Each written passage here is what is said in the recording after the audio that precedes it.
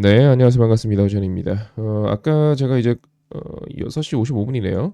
이때 공유해 드렸던 기사가 하나 있습니다. 예, 이 배당 관련해서 정책적인 변화가 생길 것 같다라는 기사였었고요. 간단하게 코멘트도 해 드렸습니다만 이게 많은 변화가 발생한 건데 크게 체감이 안 되실 것 같아서 요거를 제가 좀 설명해 드리는 시간을 가져 보려고 합니다. 짧은 강의니까 한번 시청해 주시고요. 특히나 배당 투자에 평소에 관심 있으셨던 분들은 이번 강의를 꼭 시청해 보셔야 될 것 같습니다.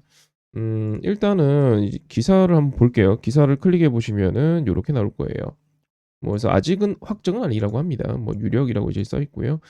기업 밸류 프로그램에 이제 선배당, 후배당 1 포함 유력 이렇게 되어 있는데 이게 이제 무슨 말이냐면 왜 우리가 그 12월 결산법인들은 12월 말 마지막에 주식을 장마감 기준으로 보유를 해야 됩니다. 그러면 이게 누가 우리 회사 주주인지 확정이 돼요. 이게 무슨 말이냐면 우리가 주식 거래라는 게 진짜 초 단위로 주식의 주인이 계속 바뀌잖아요. 여러분들 사기도 하고 팔기도 하잖아요.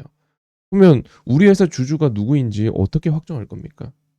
우리 회사 주주가 누구인지 어떻게 확정할 것이며 그 주주들에게 어떻게 배당을 지급할 것이며 그래서 배당 기준이라는 게 있어요. 이 배당 기준일에 장마감 기준으로 여러분들께서 해당 날짜에 주식을 보유하고 있으면 주주 명부가 확정이 됩니다. 그럼 그 다음 날 주식을 매도한다 하더라도 이 기준일에만 보유를 하고 있었다라고 한다면 여러분은 이 회사 주식의 주주가 되는 거예요. 기준일 날 주주가 확정이 되고 그 다음에 그 확정된 걸 가지고 주총을 열고 나서 배당액을 확정을 하고 그 다음에 배당금을 지급하는 게 가장 일반적이었어요. 우리 주식시장에 상장되어 있는 대부분의 회사들은 12월 결산법인이죠. 뭐 옛날에 뭐 금융위기 전이죠. 네. 2008년 이전. 네. 그전만 하더라도 2008년, 2009년까지였던 것 같아요. 9년, 10년 이럴 때까지만 하더라도 금융회사들 우리가 보고 있는 뭐 국민은행이라든지 증권사라든지 보험회사라든지 그런 회사들은 3월 결산법인이 많았습니다. 얘네들이 배당도 많이 하면서도 3월 결산 모임이 많았는데 지금은 다 12월로 바뀌었죠. 네, 다 일원화가 됐고요. 그래서 12월 결산 법인이기 때문에 12월 달에 주주를 확정하고요. 확정된 것 갖고 주총을 열고요. 배당액을 지급합니다. 그러니까 문제가 뭐냐면 나는 12월 달에 무조건 배당 투자를 해야 돼. 결정을 해야 돼요. 그죠? 12월 달에 무조건 배당 투자를 결정을 하고 12월 달에 주식을 보유하고 있어야 돼요. 그리고 그래야지만 나는 주총 주주 명부에 이름이 올라가게 되고 주총에 참여할 수 있게 되고 배당액도 확정받게 되고 나중에 배당금을 받아요. 그래서 12월 달에 나는 배당금이 얼마인지 정확하게 몰라요. 이게 이제 기존 정책이었었고 오랜 시간 우리나라에 이제 확정되어 있었던 그런 이제 정책이 요런 방식이었습니다. 하지만 좀 불합리하다. 이건 좀 깜깜이 투자 아니냐.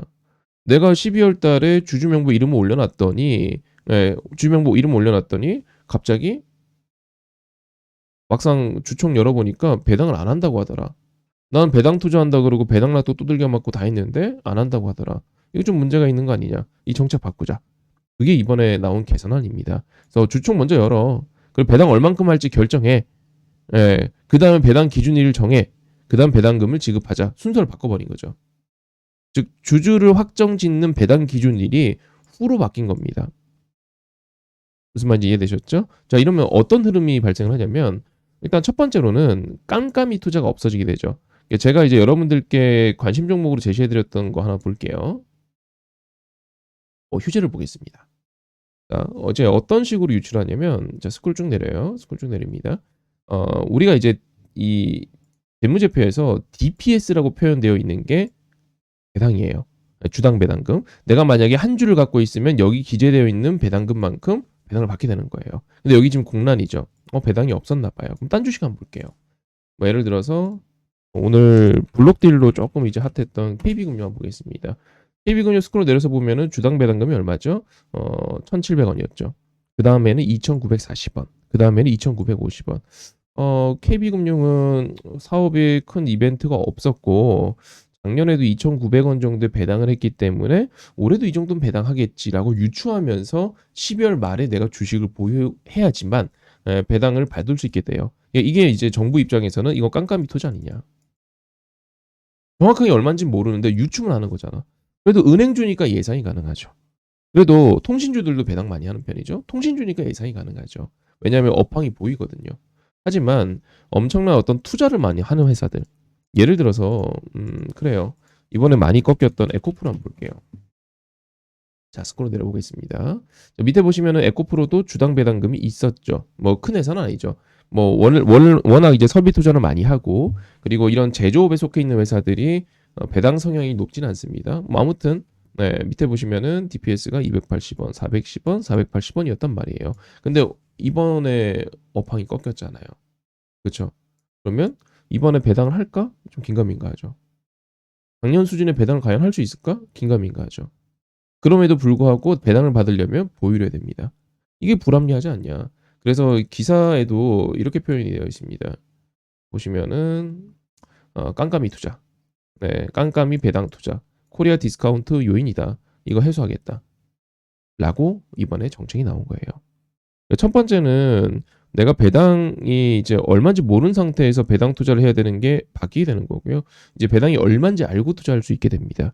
그러면 주식 투자 분위기도 좀 바뀔 거예요. 예를 들어서 사실 우리가 알고 있는 이 배당주들이라는 게 방금 말씀드렸던 것처럼 기본적으로는 좀 안정적인 업황을 가지고 있는 회사들이 잘하는 편이에요. 내지는 주주 친화적인 어떤 그 이미지를 갖고 있는 회사들이 배당을 많이 하는 편이죠.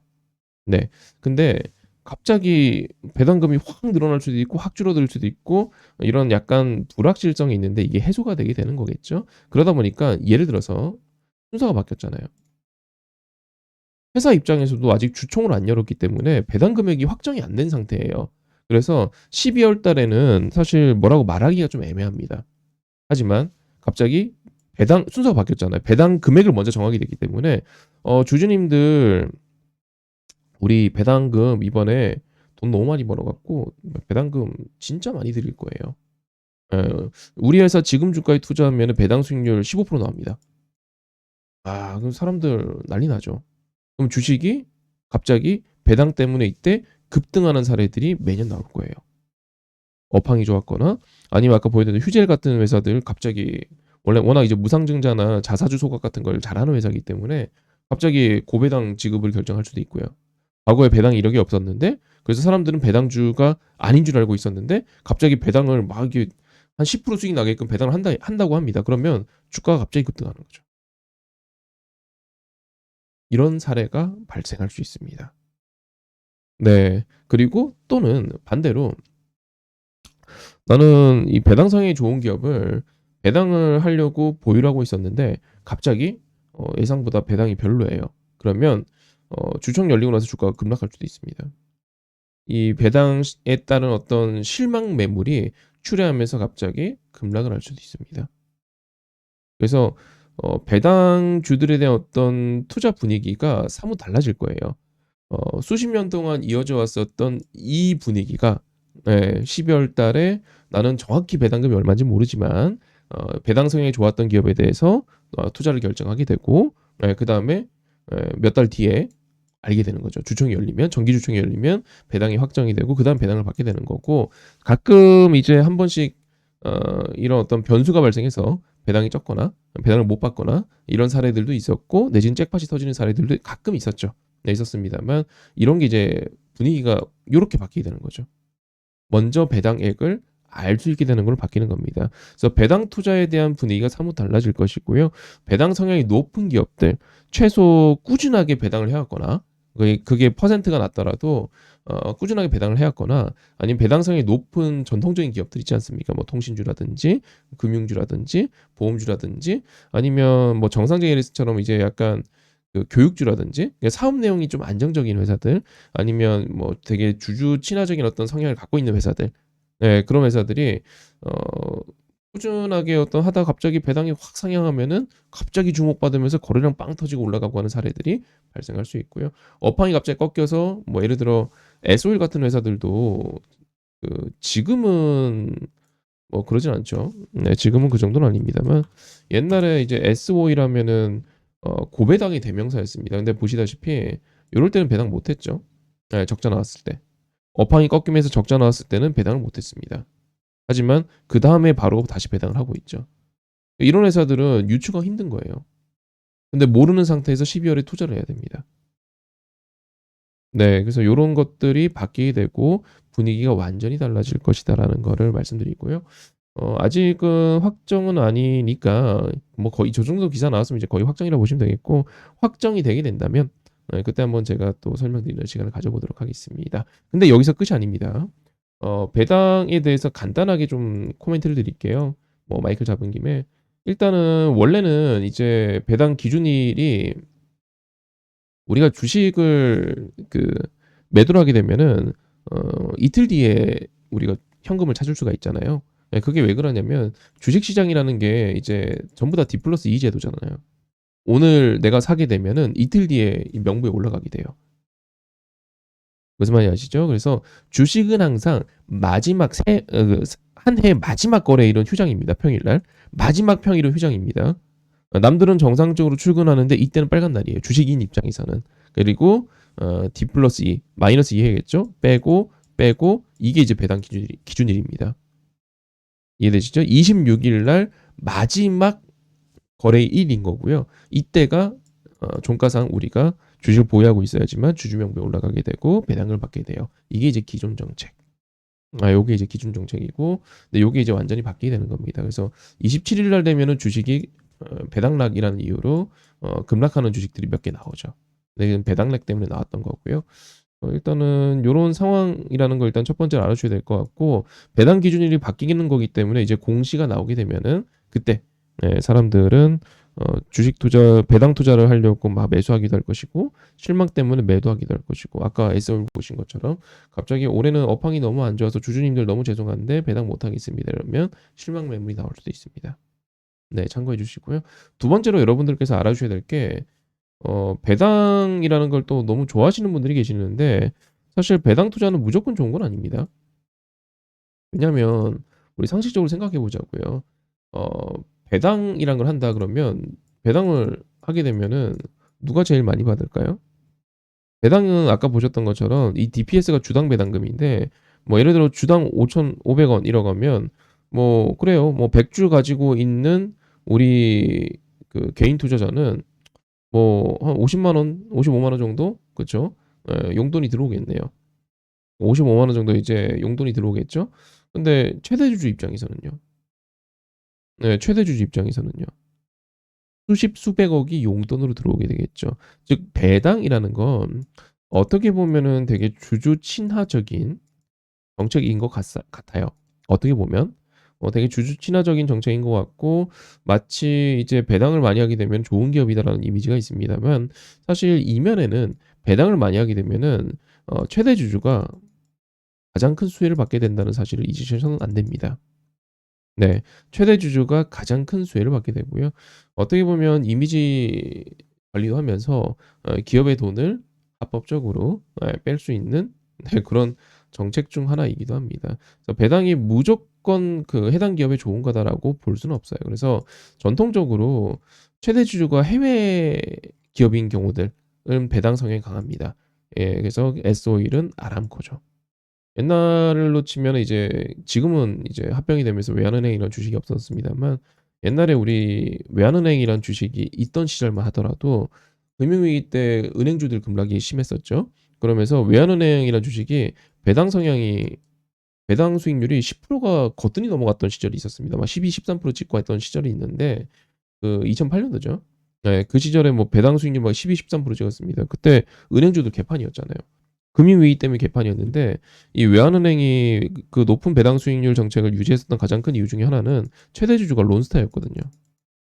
그때 당시만 하더라도. 네, 론스타였고, 그러다 보니까 외환은행은 어, 론스타 입장에서는 합법적으로 외환은행에 현금을 뺄 수 있으니까 업황이 안 좋다 한들 굳이 배당 성향을 꺾을 필요가 없죠. 그래서 고배당 정책을 유지했었었고요. 또는 이런 경우도 있어요. 업황이 좋지 않았습니다만 내년 업황에 대해서는 너무 뻔하고 너무 예측이 가능하기 때문에 기업 입장에서는 배당 정책을 유지하는 경우도 있습니다. 업황이 안 좋아도 배당 성향을 그대로 유지하는 경우도 있고요. 또는 이제 뭐 삼성전자나 뭐 애플도 배당을 한 지는 얼마 안 됐습니다만, 뭐 애플이나 이런 제조업들은 주주들한테 고배당을 실시하는 것보다 배당할 돈으로 설비 투자를 진행해서 회사의 경쟁력을 더 갖게 되고 그러면 회사의 주가가 올라갈 것이다 라고 해서 투자를 더 감행하는 회사들도 많아요. 특히 제조업들이 대부분 그렇죠. 서비스업들은 업황 예측이 이제 쉽기 때문에 고배당 성향을 유지하는 경우들이 많고요. 이런 것들 일단 참고해 주시고요. 적자는 변화가 발생한 거기 때문에 여러분들께 일단 한번 설명을 드렸고 차후에 완전히 확정되게 되고 좀 더 명확한 가이드라인이 나오게 된다면 한 번 더 설명드리는 시간을 가져보도록 하겠습니다. 네, 참고해 주시고 영상 하단에 보시면 제가 운영하고 있는 링크 카톡방 그리고 텔레그램 링크가 있는데 클릭해서 놀러와 주시면 이런 정보들 실시간으로 빠르게 받아보실 수 있고요. 제가 관심 있게 보고 있는 종목들 내지는 향후 이제 배당 조치 받게 되면은 제가 배당주 투자도 좋아하는 편이거든요. 수익률이 낮아서 그렇지 되게 쉬운 매매법들이 있어요. 그러니까 우리가 배당주를 투자해서 배당을 받는다 이거 말고 되게 쉽게 이제 투자할 수 있는 매매법이 있기 때문에 그것도 소개해 드리도록 하겠습니다. 네, 클릭해서 놀러와 주시고 이번 영상 여기까지 하도록 하겠습니다. 수고하셨습니다.